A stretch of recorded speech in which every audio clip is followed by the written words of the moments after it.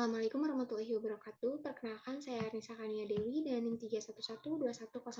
Di sini saya akan menjelaskan materi mengenai difusi. Nah, apa sih itu difusi? Difusi dapat didefinisikan sebagai proses transfer massa dari molekul tunggal suatu senyawa melalui pergerakan molekul secara acak dan berhubungan dengan gaya pengendali atau driving force, seperti gradien konsentrasi. Absorpsi obat dapat melewati membran biologi di saluran cerna. Nah, dapat dilihat pada gambar berikut, yaitu molekul dapat larut bergerak dari area dengan konsentrasi tinggi ke area dengan konsentrasi rendah. Gerakan acak dapat mengendalikan difusi. Pergerakan dapat didasarkan dengan energi kinetik atau speed, muatan, dan massa molekul. Kesetimbangan dapat dicapai ketika molekul terlarut terdistribusi sempurna dalam larutan. Nah, ini gula yang terlarut sempurna di dalam air.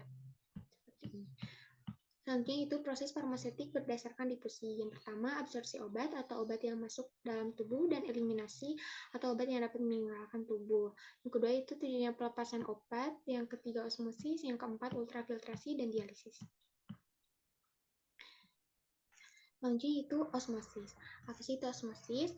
Osmosis adalah proses perpindahan molekul dari area dengan konsentrasi rendah ke area yang konsentrasi tinggi.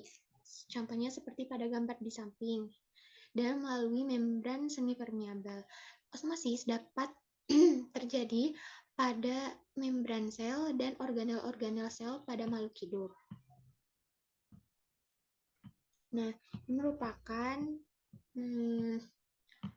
gambar dari hipertonik, yaitu sel yang mengerut, sedangkan isotonik yang sel yang normal, dan hipotonik sel yang pecah.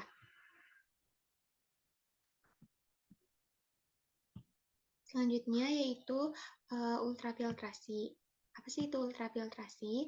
Ultrafiltrasi adalah proses pemisahan dengan menggunakan membran ukuran yang sangat kecil, ukuran pori-pori antara 0,1 sampai 0,01 mikron untuk memisahkan partikel dari senyawa yang terlarut. Nah, selanjutnya itu percobaan kantong dialisis. Dialisis adalah proses perpindahan molekul terlarut dari suatu campuran larutan yang terjadi akibat difusi pada membran semipermeabel. Nah, ini contoh percobaannya. Dilakukan setiap 10 menit dan menentukan jumlah glukos dan starch yang ada di dalam beker. Selanjutnya yaitu hemodialisis. Hemodialisis adalah proses pembersihan darah dari zat-zat yang kotor yang dilakukan dengan cara proses penyaringan di luar tubuh dengan menggunakan alat seperti pada gambar di sini. Ini merupakan ginjal buatan berupa mesin dialisis. Hemodialisis juga dapat dikenal secara umum dengan istilah sebagai cuci darah. Ini merupakan basic termodinamik. Selanjutnya yaitu hukum Fick dalam difusi. Hukum Fick pertama yaitu kecepatan pergerakan suatu molekul melewati medium yang dapat dipengaruhi oleh jarak, luas daerah yang dilewati, dan sifat molekul dan mediumnya. Untuk rumusnya yaitu J sama dengan dm per S dikali dt, dan J sama dengan D, dc dibagi dx. Ini contoh gambar difusi. Pemberian warna makanan di dalam air. Selanjutnya itu driving force. Yang pertama, konsentrasi. Yang kedua, tekanan atau tekanan osmotik dan tekanan pengendalian piston. Yang ketiga, terhadap temperatur. Dan yang keempat, potensial listrik. Selanjutnya itu difusi biologi.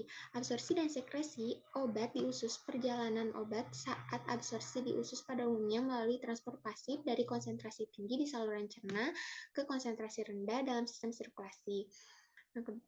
Kebanyakan obat merupakan basa dan asam lemah. Ionisasi obat dalam kompartemen biologi dan membran memiliki pengaruh penting dalam proses transport. Persamaan Henderson dan Hasselbalch berhubungan dengan kelarutan dari asam dan basa lemah. Nah, ini merupakan persamaan Henderson-Hasselbalch untuk asam lemah dengan rumus pH sama dengan pKa ditambah log A min dibagi HA. Untuk basa lemah, pH sama dengan pKa ditambah log B dibagi BH plus. Untuk persen terionisasi asam lemah, yaitu dengan rumus persen ionus sama dengan 100 dibagi 1 ditambah antilog pKa dikurangi pH. Sedangkan untuk basa lemah, persen ionus sama dengan 100 dibagi 1 ditambah antilog pH dikurangi pKa.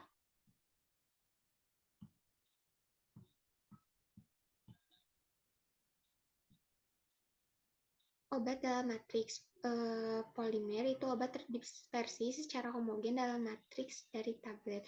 Contohnya dapat dilihat pada gambar di sini.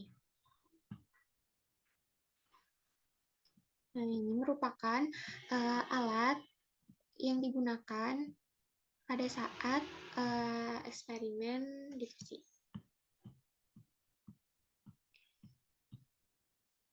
Ini merupakan alat uji sel difusi France. Dapat dilihat gambarnya seperti ini.